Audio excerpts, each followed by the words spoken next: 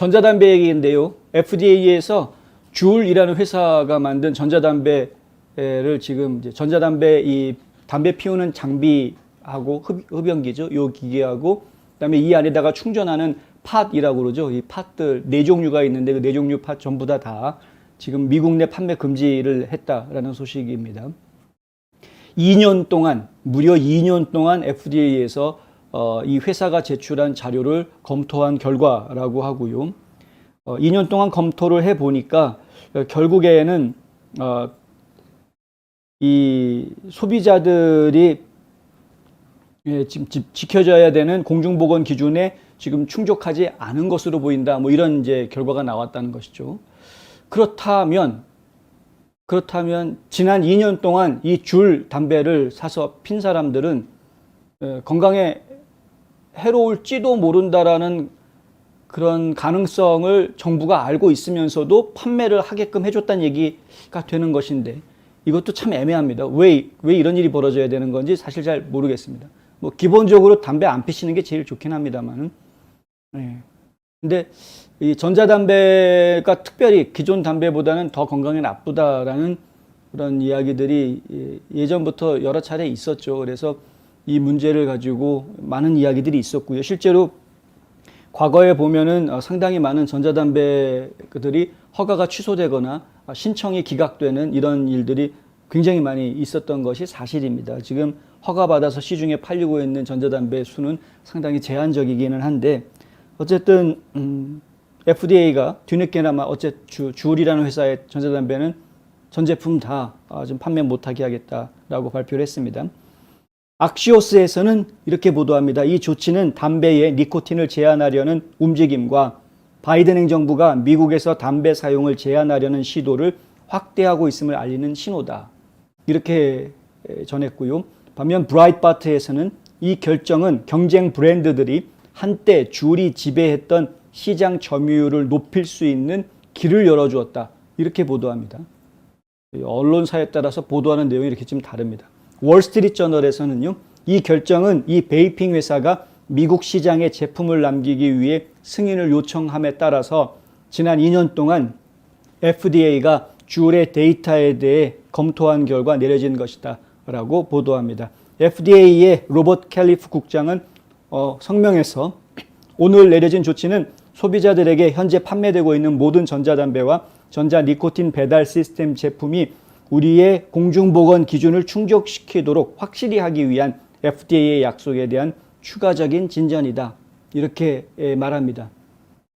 그러면은 팔리기 전에 미리 검증해가지고 문제 있다 없다 결정해서 판매를 결정했어야 되는 것 아닌가라는 생각이 저는 자꾸 드는데 이미 팔고 있는데 그러니까 일단은 팔아 해놓고 2년 동안 그것도 뭐 한두 달도 아니고 2년 동안 검토해 보니까 이건 팔아서는 안 되는 물건이다 그리고 금지를 시켰다.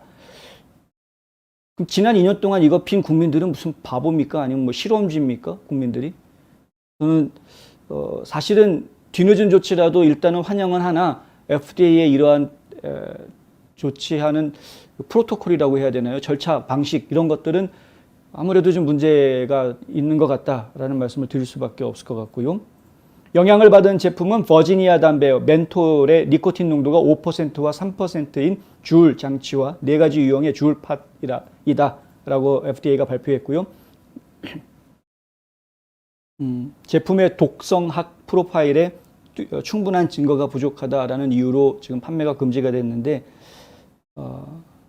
하여간 진짜 이유가 뭔지는 그들만 알겠죠. 근데 브라이트바트가 지적한 것처럼 지금 이제 경쟁 회사들이 줄이라는 회사를 제거함으로써 자신들의 시장 점유율을 좀 더 확장시키기 위한 그 경쟁 회사들의 로비에 의해서 결국은 쫓겨난 것 아니냐라는 의혹을 안 가질 수 없는 상황입니다. 왜냐하면 아까 말씀드린 것처럼 이런 식으로 판매 금지가 될 정도로 위험한 거였다면은 처음부터 판매가 허락이 돼서는 안 되는 거였는데 라는 이유 때문에 그러한 것이고요.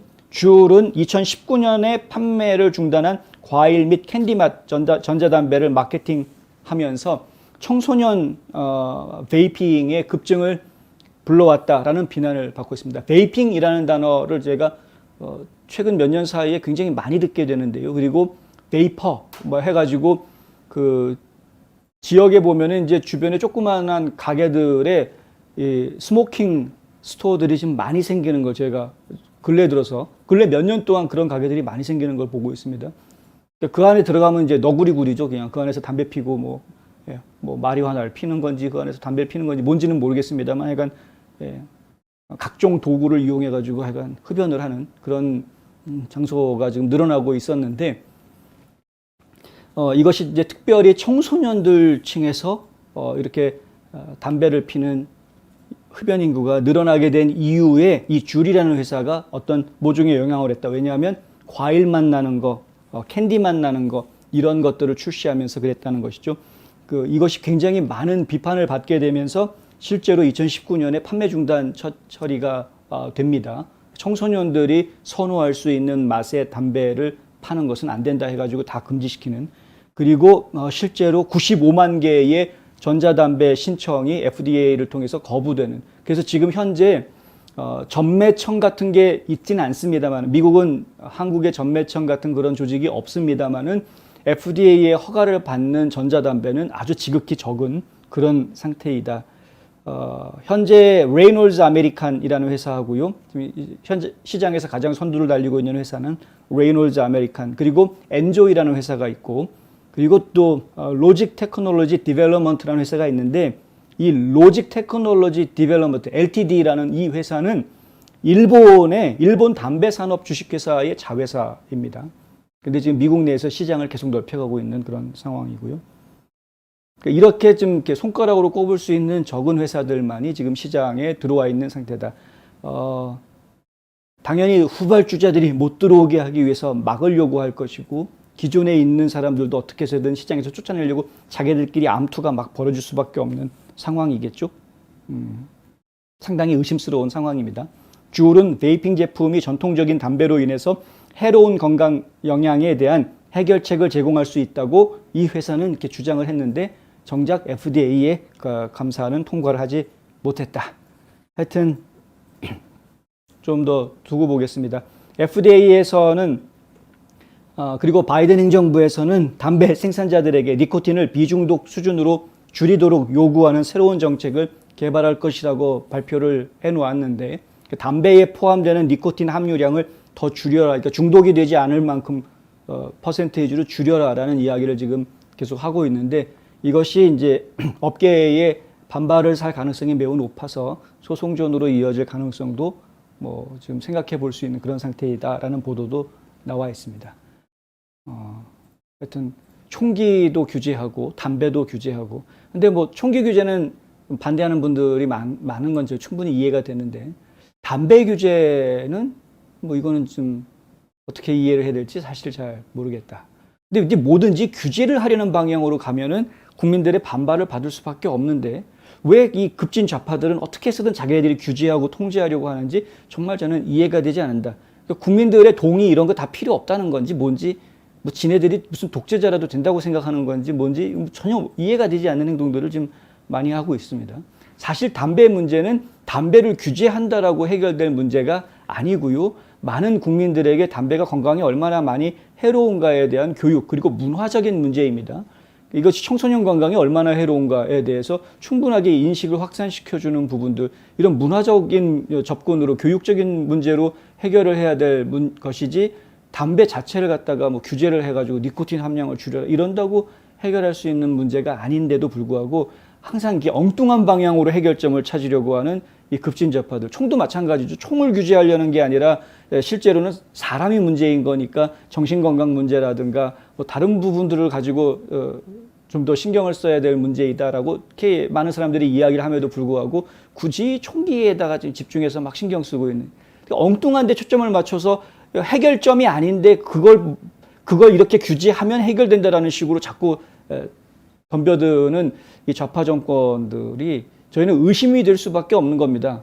왜냐하면 규제는 뒷거래를 만들기 때문에 그렇습니다. 규제를 자꾸 하다 보면 결국에는 그 규제 자체가 하나의 진입장벽이 되기 때문에 이미 진입장벽 안에 들어와 있는 기업들한테 이것이 정부로부터 특별한 혜택을 받는 형태가 돼버리는 것이죠. 그럼 그들 간에 담합이 생기고 뒷거래가 생길 가능성이 높습니다. 부패한 정부가 될 가능성이 매우 높아지는 겁니다. 가뜩이나 이 의회에서 로비 활동을 합법적으로 인정해주고 있는 나라이기 때문에 미국은 더더군다나 이러한 가능성이 더 커지는 겁니다. 규제라는 것이 그래서 우리는 절대 이걸 옳게 바라볼 수가 없다.